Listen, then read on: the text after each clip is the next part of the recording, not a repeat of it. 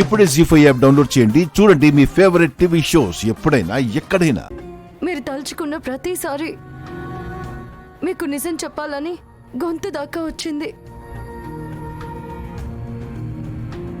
కానీ కంట్రోల్ చేసుకున్నాను. నా బాధని నాలోనే అణుచుకున్నాను. ఎందుకు తెలుసా అత్తయ్య? నేనే రాధికని అని తెలిస్తే మీరు నాతో ఉండే తీరు మారిపోతుంది. మాట్లాడే ప్రవర్తన కూడా మారిపోతుంది.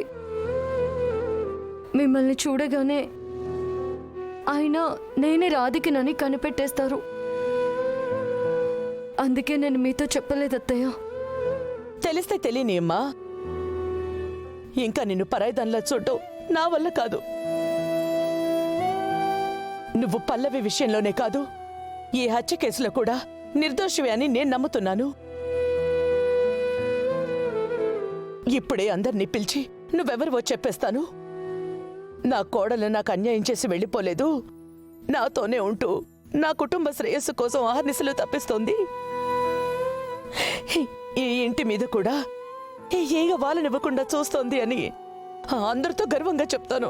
ఉండు అత్తయ్య, ఇదిగో మీరు ఇలా చేస్తారనే నేను మీతో నిజం చెప్పకుండా దాచాను.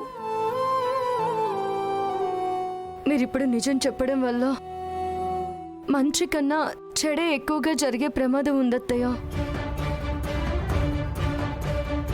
నేనే పల్లవి అక్కని చంపానన్న భ్రమలో ఉన్నారు కాబట్టి నేనే రాధికనని తెలిసిన మరుక్షణం ఆయన నన్ను అరెస్ట్ చేసేస్తారు. ఆయన నన్ను అరెస్ట్ చేస్తున్నందుకు నాకు భయం లేదత్తయ్య, కానీ పల్లవి అక్క చావుకి కారణమైన వాళ్ళని పట్టుకోకుండానే నేను జైలుకి వెళ్తానేమోనని నా భయం అత్తయ్య. సరే సరే, నీ బాధ నాకు అర్థమయ్యింది. కానీ ఇలా ఎంతకాలం అని ఇలా చీకట్లో బ్రతుకుతావు? కంగారు పడకండి అత్తయ్య, త్వరలోనే అన్ని నిజాలు బయటపడతాయి. అప్పుడు మనం అందరం కలిసి సంబరాలు జరుపుకుందాం. కానీ అప్పటిదాకా నేను నేనే అన్న నిజం మీరెవరితోనూ చెప్పకూడదు. ట్రై చేస్తాను. ట్రై చేయడం కాదత్తయ్య, మాటివ్వండి.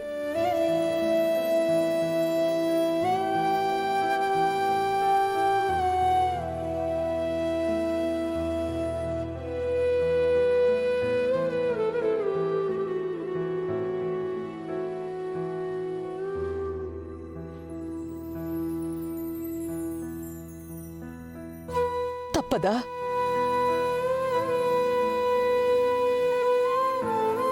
ఈ విషయంలో నేను మిమ్మల్ని అస్సలు నమ్మను. మీరు ఎమోషన్లో అందరికీ చెప్పేస్తారు.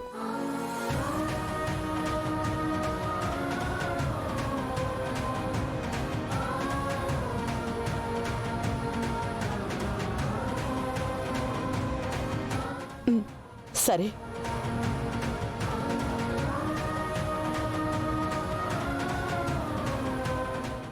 జీ5 యాప్ డౌన్లోడ్ చేసి అన్ని ఎపిసోడ్స్ పూర్తి ఉచితంగా చూడండి.